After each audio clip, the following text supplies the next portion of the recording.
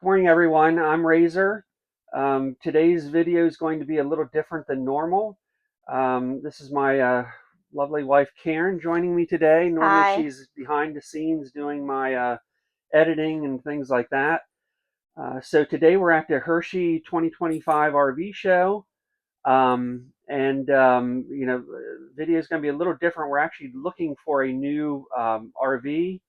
We're currently in a rather large 42-foot North Point fifth wheel. And we had that because our kids went camping with us quite a bit. Of course, we had to get a large camper. If we didn't have something big enough for them, they weren't going to join us. And that was important to us. However, they're getting older. One of them already has their own camper. Our daughter is out of town down south, and our youngest son is just getting married. So we're kind of in a little bit of a transition stage. They're not going with us as much, so we don't need as big of a camper. We're getting closer to retirement. Next couple years we'll be retired, and we want to spend a little more time on the road. So it's time to make a change. Our fifth wheel is a couple years old now. Our truck's getting some age to it. So we figure if we're going to make a change, now's the time. We're not totally set on what we're looking for. We're actually thinking a Super C right at the moment. However, today we're probably going to get into some fifth wheels and travel trailers as well. But uh, Class C is really what we're thinking at the moment, the Super C. Right. Now, you might know we're going to try to get this video out yet today. Today is Industry Day, and we were blessed enough to be able to come in a day early to see some of these rigs. So hopefully we can keep the crowds down, give you a good look. As we look around, we're going to assume that you've seen this rig before, looked at the specs, and just want the details. So we're not going to do like a beginner video, but we're going to focus on those features that people are looking for and want to see. And things we're looking for really in our, Exactly. our next one. So I'm not going to get into engine horsepower and carrying capacity, all that stuff. You can certainly look those things up online if they are important to you. But we're going to look at the things that we want. Um, Actually, Karen developed a nice little checklist spreadsheet which compares different models. We'll be marking things down as we go through different units. And then when we're all done, we'll be able to actually graph things and bar charts and all kind of stuff like that. We'll probably end up doing a totally separate video on how to use that checklist because it can be rather extensive. It'll tell you a good bit if you really get into it.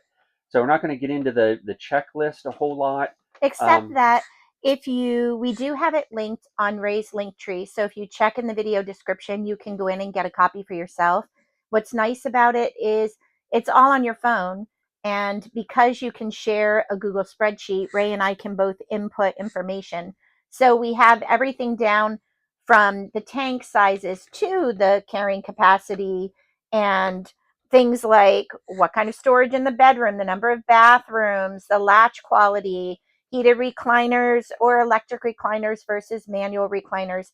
And much of it is done in a drop down. So you can look through an RV quickly, hit those drop downs, and select an answer, and then have it right on your phone. And then what's great is for the paper people, there's a certain age that likes to see it in writing. It does print very nicely two sided on a piece of paper, then that you can take it out and really compare them.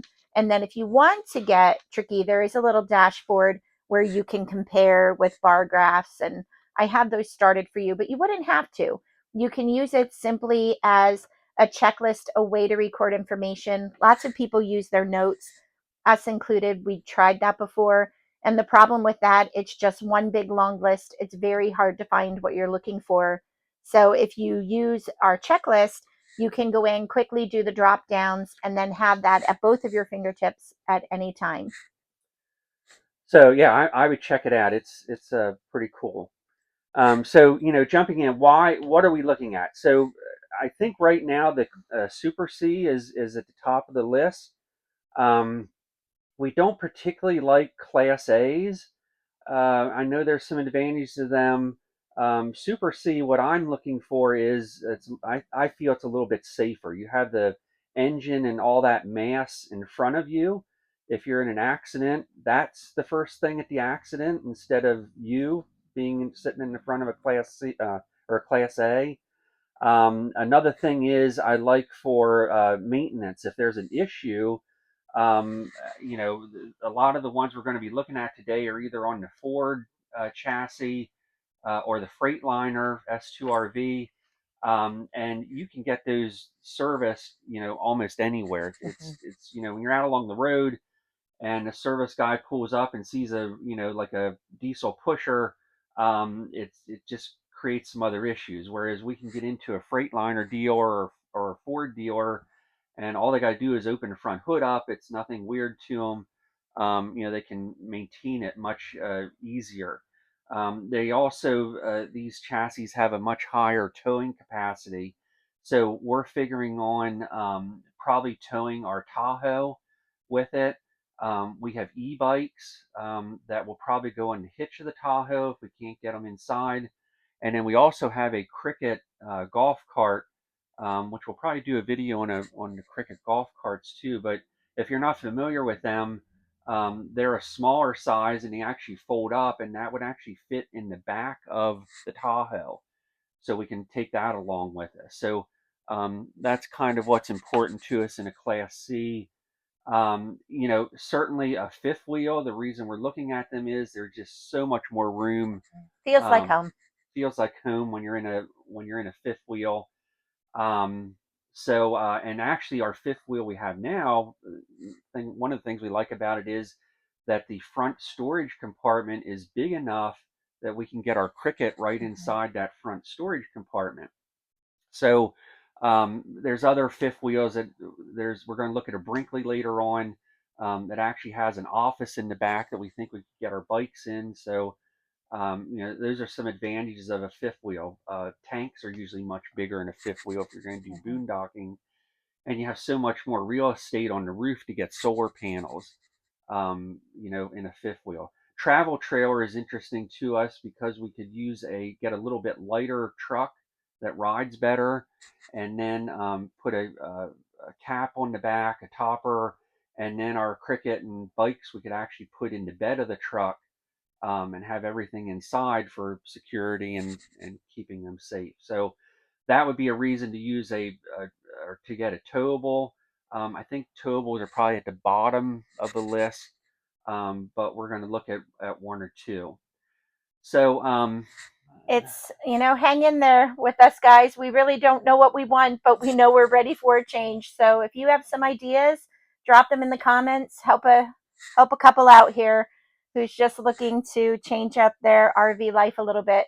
We are not full timers. We do have a sticks and bricks, and that will remain that way. As we go into retirement, we're looking maybe to be a little bit more timers, go for longer trips at a time. right. And again, like Ray said, the class A's are beautiful. They're luxurious. You have so much room, but I need just for my comfort. Even though I know they are built with safety standards and they're beautiful, I like more than one door. I need a couple exits. It gives me comfort. And like Ray said, we like having a little bit of something in front of us as we're going down the road. So join us on this journey. We're happy to have you along. We're going to start to look through campers and stay tuned over the coming days and weeks as we post some of those so you can check them out too.